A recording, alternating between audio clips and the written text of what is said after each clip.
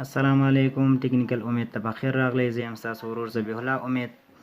ګرانو دوستانو، څه موده مخکې ما یوه ویډیو جوړه کړې وه چې څنګه کولی شو خپل موبایل له ریسیور سره کنیکټ کړو. د ایزیکیپ په نام باندې یو آله وه، د هغې په اړه ما ویلي وو، خو ډېری دوستانو کمنټونه کړي وو چې دغه ډیوایس چې دی، دغه آله چې ده، دا زموږ په ساحه کې نه پیدا کېږي. نو تاسو ته یوه بله ویډیو مې راوړې ده چې بغیر له کوم آلې څخه او بغیر له انټرنیټ څخه تاسو کولی شئ خپل موبایل له ریسیور سره کنیکټ کړئ. دوستانو، ویډیو مه سکیپ کوئ تر څو په مکمله طریقه باندې پوه شئ. همدارنګه که چېرته ویډیو مو خوښه شوه لایک کړئ او له ملګرو سره یې هم شریکه کړئ. که چینل مو نه وي سبسکرایب کړی، چینل هم در سره سبسکرایب کړئ. راځو په ویډیو باندې شروع کوم. لومړی دا درته ښیم چې کم شیونه موږ سره پکارېږي. اول باید موږ یو وای فای سپورټ کوونکی ریسیور ولرو. وای فای باید سپورټ کړي. ډېری ریسیورو سره کمپنیو وای فای لیکلی وي خو هغه وای فای نه سپورټ کوي. تاسو باید 1500 روپۍ افغانۍ کېږي. دغه ریسیور ټایګر T8، همدارنګه سټار سیټ په نام باندې ریسیور دي، میډیا سټار په نام باندې ریسیور دي، میډیا سیټ په نام باندې ریسیور دي، او همدارنګه هغه کوچني ریسیور چې نوي راوتلي دي. په دې ټولو کې دغه طریقه کار کوي.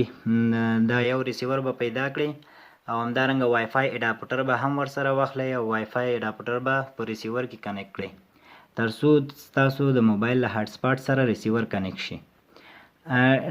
په بعضې ریسیورو کې د جی ایم سکرین په نام باندې اپلیکیشن دی، په بعضو کې ای کاس په نام باندې، او په نورو ریسیورو کې مختلف اپلیکیشنونه دي چې کار کوي.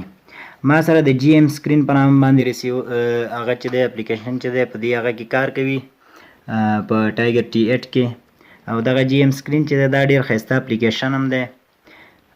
دغه اپلیکیشن دی دوستانو، تاسو آیکن وینئ، دا اپلیکیشن دی.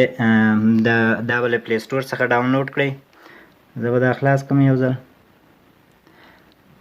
دا وګورئ دوستانو، ټایګر T8 های کلاس. دا یې راواخیسته. زه به تاسو ته خپل انټرنیټ هم چک کړم. انټرنیټ او وای فای دواړه بند دي. همدارنګه موبایل سره هم کوم کیبل نه دی وصل. راځو په دې باندې کلیک کوو.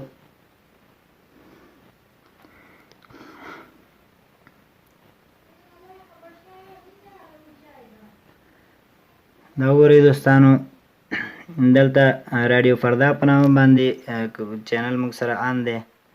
په دې باندې کلیک کوم تر څو په موبایل کې هم چالان شي.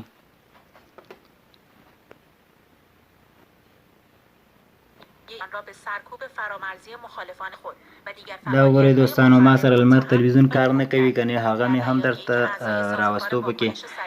تاسو کولی شئ چې ټي وي بنده کړئ، یوازې په موبایل کې وګورئ، ځکه دا هغه چې دی ټي وي سره کنیکټ نه ده، د ریسیور سره کنیکټ ده. زه به وروسته ټي وي هم درته بند کړم.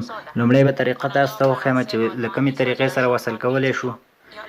مینو بټنه به له ریموټ څخه کېکاږئ. راځو ټي وي ته، او بیا به نیټورک ته کته شئ. په نیټورک باندې به کلیک وکړئ، په وای فای باندې به کلیک وکړئ.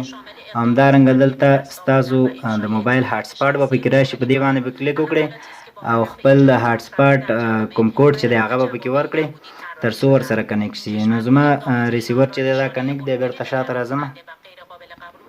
دوستانو، یو بل ښه والی د دې دا دی چې هلته یو چینل لګېدلی دی. تاسو کولی شئ په موبایل کې بل چینل راولئ، په همدې فریکونسي کې البته.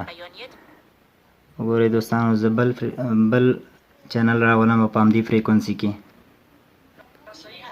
دا وګورئ دوستانو، په ټي وي کې یو چینل لګېدلی دی په سکرین باندې، او په موبایل کې بل چینل لګېدلی دی. تاسو په یو وخت کې کولی شئ 2 چینلې هم وګورئ.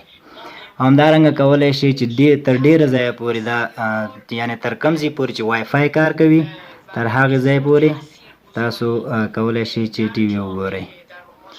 دوستانو، زه به تاسو ته یو ځل ټي وي بند کړم.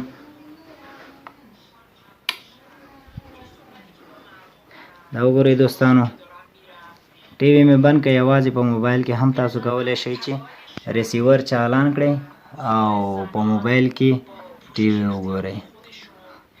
دوستانو، په دې هیله چې ویډیو مو خوښه شوې وي. که چېرته خوښه شوې مو وي لایک یې کړئ، که چېرته کوم مشکل لرئ کومه پوښتنه لرئ نو ضرور کمنټ وکړئ او ویډیو هم در سره شیر کړئ. تر بیا د الله په امان.